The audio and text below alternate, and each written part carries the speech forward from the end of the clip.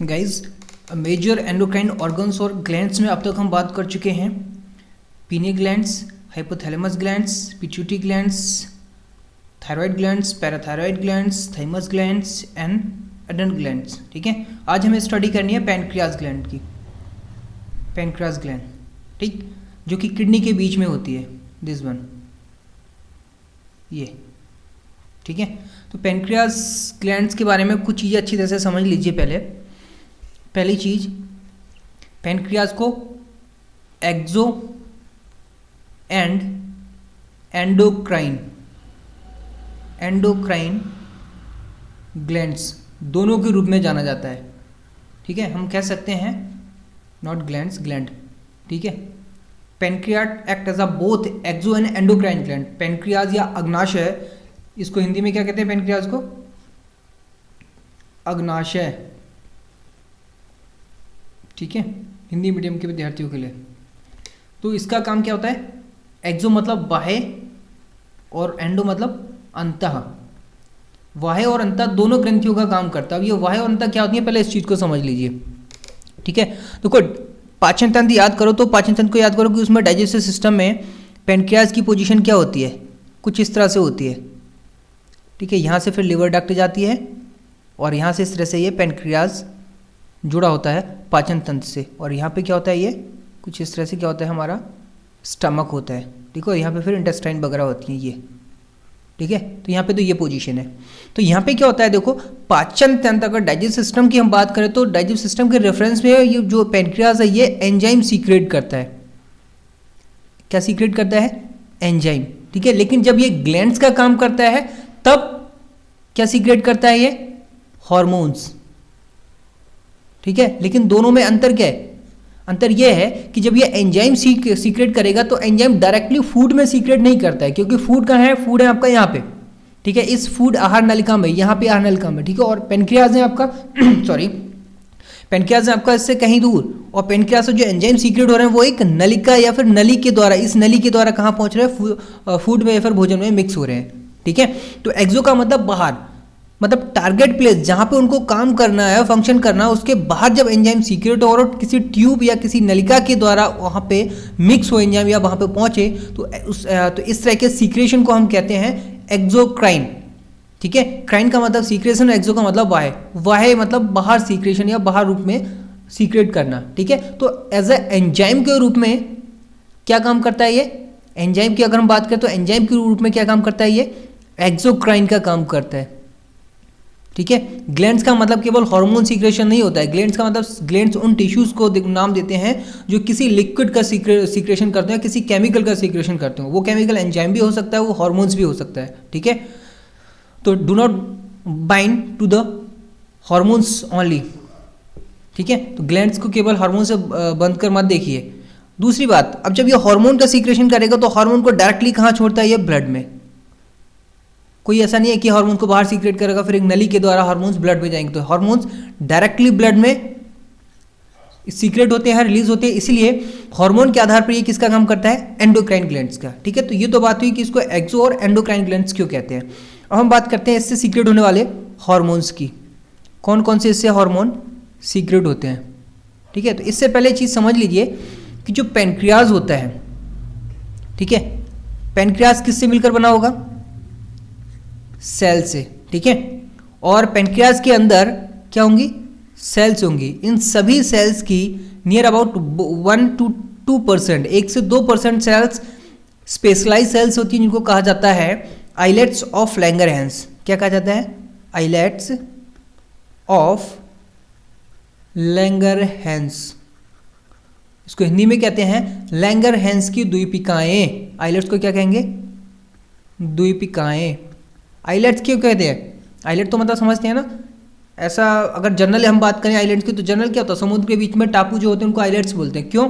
क्योंकि वो जगह जगह होते हैं और पूरे समुद्र में नहीं होते। इसी तरह से क्या होता है कि लैंगरहैंस साइंटिस्ट के नाम के आधार पर इसको नाम दिया गया। तो लैंगरहैंस और आइलेट जो स्पेशलाइज सेल्स होती हैं ये पूरे पैनक्रियाज में नहीं होती, जगह जगह कुछ आइलेट्स की फॉर्म में होती हैं जो 1 से 2% सेल्स का फॉर्मेशन या कंस्टिट्यूट करी हैं, उनका पार्ट कंट्रीब्यूट करती हैं। ठीक है, तो बाकी सेल्स अदर टाइप्स होती हैं। अब आइलैंड्स ऑफ जो लैंगरहैंस सेल्स होती हैं इसमें 3 तरह के आइलैंड्स मिलते हैं आपको। अल्फा आइलैंड्स, मतलब अल्फा सेल्स, बीटा आइलैंड्स मतलब बीटा सेल्स, और दूसरा gamma island that is gamma cells, alpha beta gamma. ठीक है, तो अब यहाँ पे हम बात कर रहे हैं, सॉरी नॉट गामा, ये डेल्टा सेल्स होती हैं। ठीक है, सॉरी ये होती हैं डेल्टा सेल्स। ठीक है, तो 3 तरह के आइलैंड कौन से पाए जाते हैं पैनक्रियाज में? अल्फा, बीटा और डेल्टा। ठीक है, अब ये तीनों आइलैंड्स अलग अलग, आइलैंड्स मतलब तीनों तरह की जो सेल्स होती हैं ये अलग अलग तरह के हार्मोन सीक्रेट करती हैं। अल्फा सेल सीक्रेट करती हैं ग्लूकेगॉन को, GLUCACON, ग्लूकेगॉन। ठीक है, बीटा सेल सीक्रेट करती है इंसुलिन को। ठीक है, और डेल्टा सेल सीक्रेट करती हैं सोमेटोट्रोपिन को। किसको?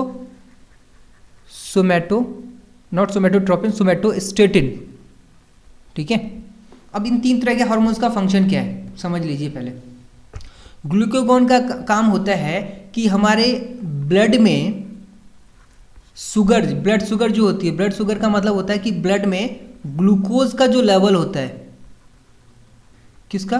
ग्लूकोज का लेवल। इसका अगर ग्लूकोज का लेवल एक नॉर्मल लेवल से क्या हो जाए? डाउन हो जाए।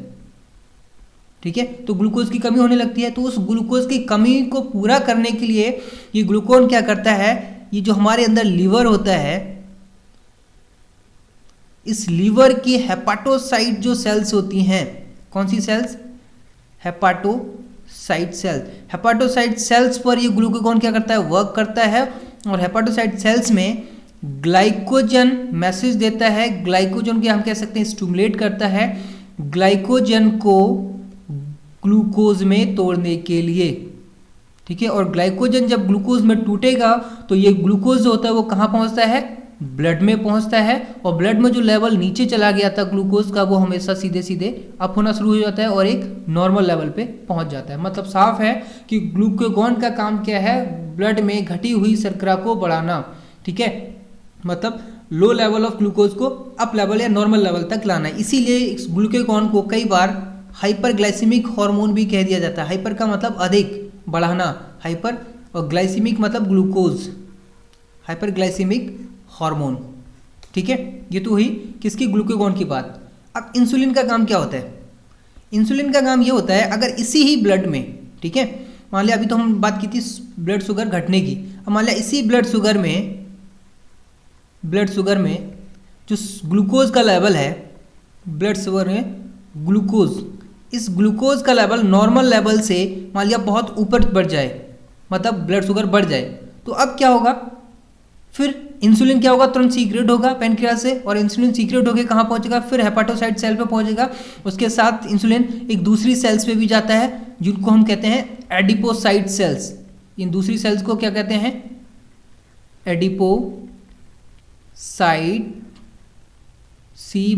एडिपोसाइट सेल्स या एडिपोज टिश्यू जिनको आप कहते हो। हेपाटोसाइट तो समझ गए आप, लिवर में जो सेल्स होती है उनको कहते हैं हम हेपाटोसाइट सेल्स। ठीक है, और एडिपोसाइट मतलब एडिपोज सेल्स उन्हें कहते हैं जिनके अंदर फैट स्टोर रहती है। ठीक है, तो फैट स्टोरिंग जो टिश्यूज और सेल्स होते हैं उनको हम कहते हैं एडिपोसाइट और एडिपोज टिश्यू और सेल्स। ठीक है, तो इंसुलिन क्या करता है? हेपाटोसाइट्स में जस्ट इसका उल्टा करता है, ग्लूकोज को ग्लाइकोजन में कन्वर्ट करने के लिए क्या करता है? मैसेज देता है। ठीक है, क्यों? क्योंकि ब्लड में शुगर बहुत ज़्यादा हो गई, ग्लूकोज का लेवल बहुत ज़्यादा है, तो इसमें जो जितनी ये जो एक्सेस ग्लूकोज है यहाँ से लेके यहाँ तक, इस एक्सेस ग्लूकोज को दोबारा ये मैसेज देता है इस ग्लूकोज को कन्वर्ट करने के लिए किसमें? ग्लाइकोजन में। और लिवर सेल्स क्या करती हैं? फिर इस ग्लूकोज को ग्लाइकोजन में कन्वर्ट करके अपने अंदर स्टोर कर लेती हैं, और सेम मैसेज क्या देता है एडिपोसाइट सेल्स को, ताकि इन एडिपोसाइट सेल्स में ये जो ग्लाइकोजन है वो ग्लाइकोजन किस में कन्वर्ट हो? फैट में कन्वर्ट हो फटाफट, और फैट में कन्वर्ट होकर फिर ये स्टोर रहे। तो इस तरह से क्या होता है? ग्लूकोज का लेवल ब्लड में धीरे धीरे घटने लगता है। लेकिन अगर ये इंसुलिन ब्लड में सीक्रेट ना हो तब क्या होगा? ठीक है, मतलब प्रोलॉन्ग और काफ़ी लंबे समय तक, प्रोलॉन्ग पीरियड, ठीक है, क्या हो जाए? डेफिशिएंसी हो जाए। अगर हम कहें prolong deficiency, deficiency of insulin, तब क्या होगा? जाहिर सी बात है ब्लड में ग्लूकोज बहुत मात्रा में बढ़ा रहेगा, और लंबे समय तक जब आपके ब्लड में ग्लूकोज बना रहता है तो आपको एक डिजीज हो जाती है, बीमारी हो जाती है जिसको आप कहते हो डायबिटीज मेलिटस।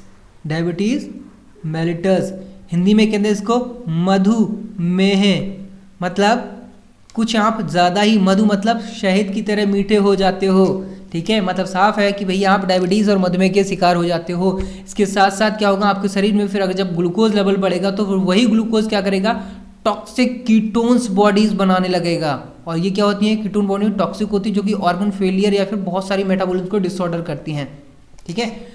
इसलिए भाई बचो। और ये क्यों होता है, लाइफस्टाइल या फूड स्टाइल चेंज करने पे। तो इंसुलिन समझ गए, उसकी डेफिशिएंसी होने वाला हम रोग समझ गए। अब बात कर लेते हैं थोड़ा सोमैटोस्टेटिन की, ठीक है। सोमैटोस्टेटिन का काम क्या होता है, सोमैटोस्टेटिन क्या करता है, सोमैटो मतलब सोमैटिक, सोमैटिक और स्टेटिन मतलब स्टेबल। सोमैटिक मतलब बॉडी, शरीर की जो सेल्स होती हैं, सोमैटिक सेल्स या बॉडी सेल्स, उनके अंदर ग्रोथ हार्मोन्स को या उनकी ग्रोथ को क्या करता है, इनहिबिट करता है, ग्रोथ को इनहिबिट करता है, मतलब ग्रोथ हार्मोन्स के सीक्रेशन को कम करता है, ठीक है।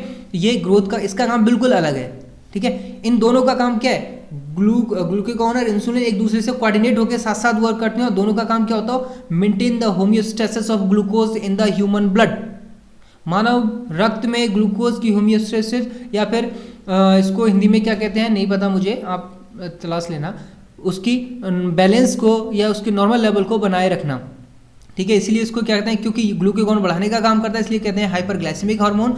इंसुलिन क्या कर रहा है, उसको घटाने का काम कर रहा है, इसलिए इंसुलिन को कई बार कह दिया जाता है हाइपोग्लाइसीमिक, हाइपोग्लाइसीमिक हार्मोन्स। हाइपो का मतलब समझ गए कम, और ग्लाइसेमिक मतलब ग्लूकोज को कम करना, किसमें, ब्लड में, ठीक है।